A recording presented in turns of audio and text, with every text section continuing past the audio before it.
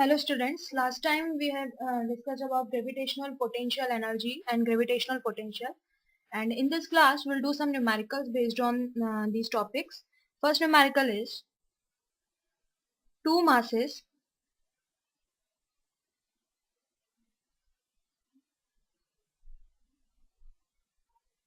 (10 kg and 1000 kg) are placed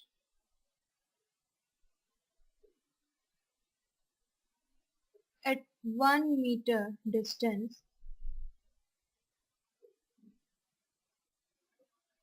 at which point on the line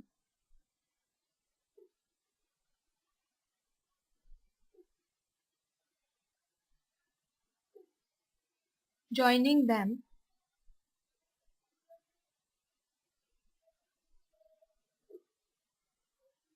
will the gravitational field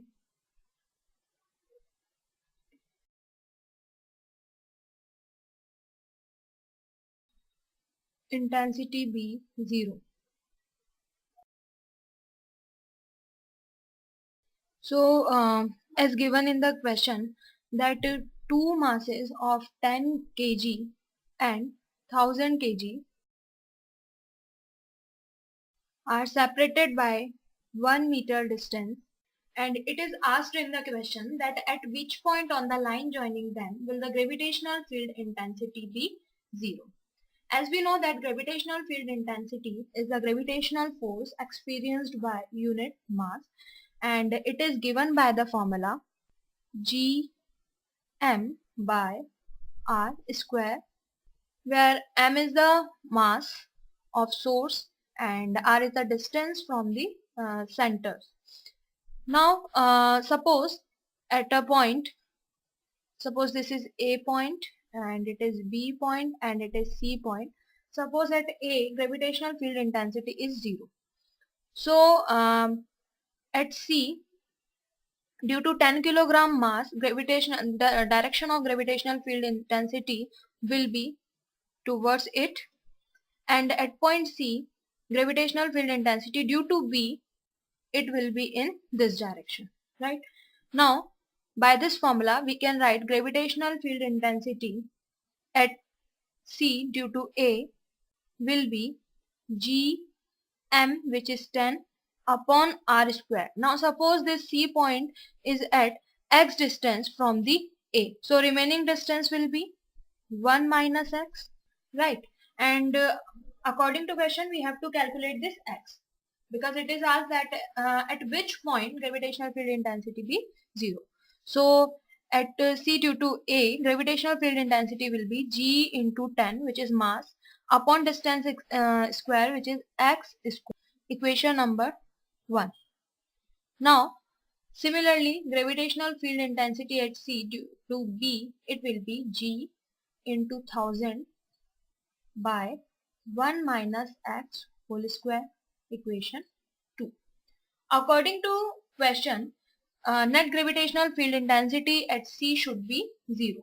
So the vector sum of EA and EB should be 0, as E is vector quantity. So when we sum them, then EA minus EB should be 0, because EA and EB are in opposite direction. So by putting these values we get G into 10 upon x square equals to G into 1000 upon 1 minus x whole square. Now G will cancel out and 0. Now by cross multiplying we get 100 x square equals to 1 minus x whole square. By taking square root we get 10x equals to 1 minus x. So 11x equals to 1 and x equals to 1 by 11 meter.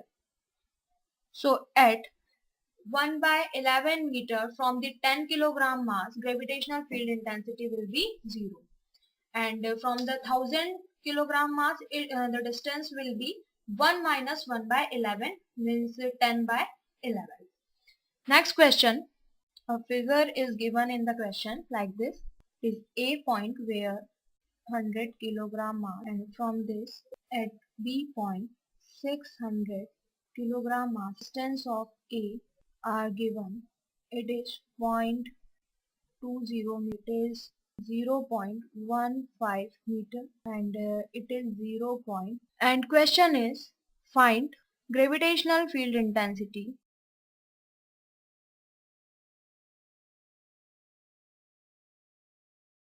at point P. So we know that gravitational field intensity is given by Gm by r square. So at point P, due to A, gravitational field intensity will be Gm, m is 800 upon r square, r will be 0.20 whole square, right? And similarly, gravitational field intensity at point P due to B, it will be G into 600 upon 0.15 whole square. And we have to find out net gravitational field intensity at point P. So when we calculate the net electric field, net gravitational field intensity at point P, then we have to vector sum of EA and EB. So here from the figure, the direction of EA will be from this side, and direction of gravitational field intensity EB will be right. Now we have to find out resultant of EA and EB. For this we have to know this angle between EA and EB. As from this triangle we can say that if we find out the 0.20 whole square plus 0.15, then it will be this, and here this, and when we sum, then it is, which is the 0.25 whole square. So we can see that these are Pythagoras triplets. So angle between this 0.20 meter and 0.15 meter arm should be 90 degree. Now we can find out the vector sum of E and EB, which will be net gravitational field intensity will be P square plus Q square plus 2PQ cos theta, where cos theta, cos 90 will be 0, so simply P square means EA square plus EB square.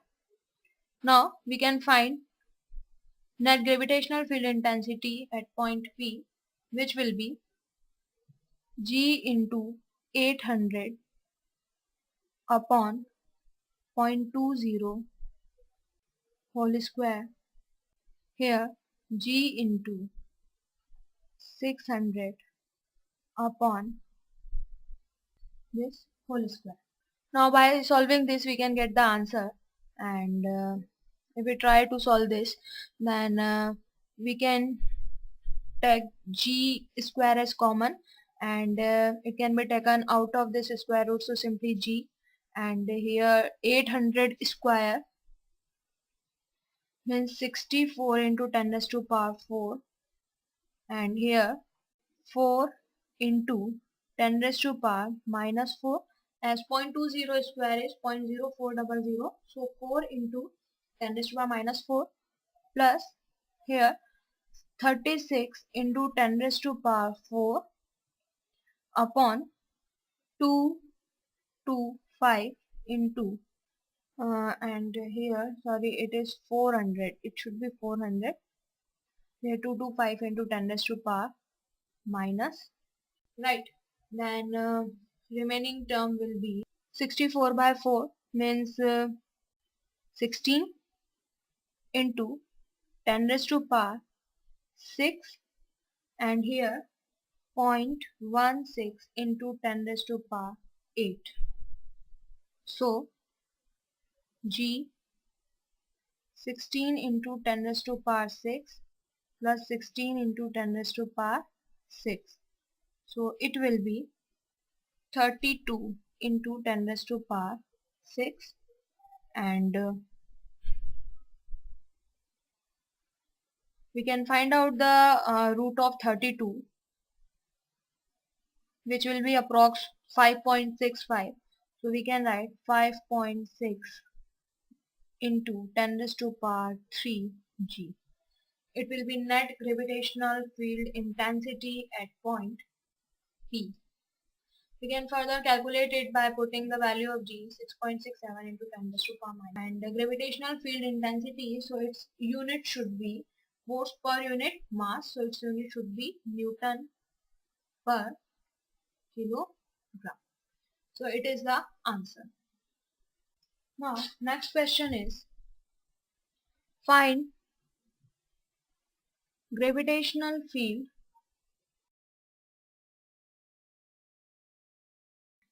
intensity and potential at centroid of triangle as shown in figure. Equilateral triangle is given and each side is L. This is point A where M is fixed, and we have to calculate net gravitational field intensity and potential at centroid of the triangle. So we have to calculate, suppose this point is O.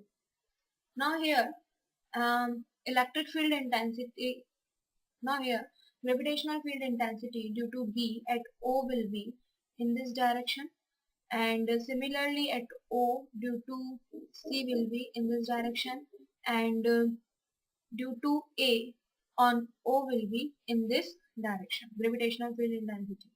So when we calculate the resultant of this, as it is vector quantity, so suppose it is EB and it is EC and it is EA. So when we calculate the resultant of these gravitational field intensities, then resultant of EB and EC will be in this direction. Since it will be 120-degree angle, this will be, and so net gravitational field intensity due to EB and EC will be in this direction, which is directly opposite to the EA.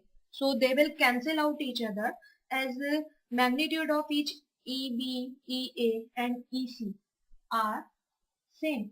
So we can write EA as GM upon this distance. Now what will be the this distance? We can make triangle separately. This is OB and suppose it is P. So here this distance is L by 2, right? This triangle will be this angle will be 30 degree, and we want to calculate this distance. Okay, so here base upon hypotenuse, it is cos 30, and we have to calculate hypotenuse, so base means L by 2 upon root 3 by 2, so L by root 3. So these distances will be, means OA, OB and OC will be L by root 3. So we can write here L by root 3 whole square. So simply 3 GM upon L square. Now EB will be same 3 GM upon L square, and EC will be same 3 GM upon L square. Right. Now when we want to calculate the resultant of EB and EC, then this net angle will be 120 degree, right?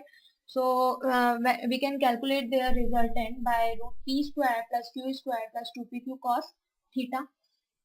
So by finding the, and their resultant will be at 60 degree, and by finding their resultant E, suppose it is EBC, resultant of EB and EC, so it will be EB square, suppose it is E square, as EB and EC they are same in magnitude, so E square plus 2E square cos 120 means minus half.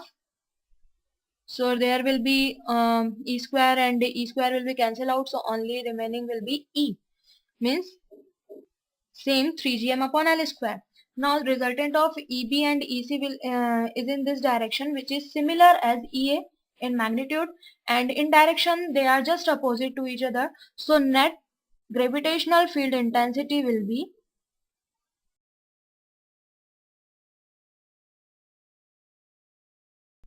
0, as it is vector. But when we calculate the potential at point O, then potential is scalar quantity, and the formula of potential is given simply Gm upon R. So when we write the potential due to A, B and C at point O, then potential will be VA. It will be simply Gm upon L by root 3. VB will be Gm L by root 3, and VC will be Gm upon L by root 3. Now as potential is a scalar quantity, so we can get the resultant of net potential at point O by simply adding them. Then net potential will be VA plus VB plus VC, so it will be 3 root 3 Gm by L, and as potential is negative, so you can add negative sign, so potential will be minus 3 root 3 Gm by L. And potential, its unit is, since it is work done in bringing a unit mass, so work done joule per unit mass means joule per kg. So this will be the answer.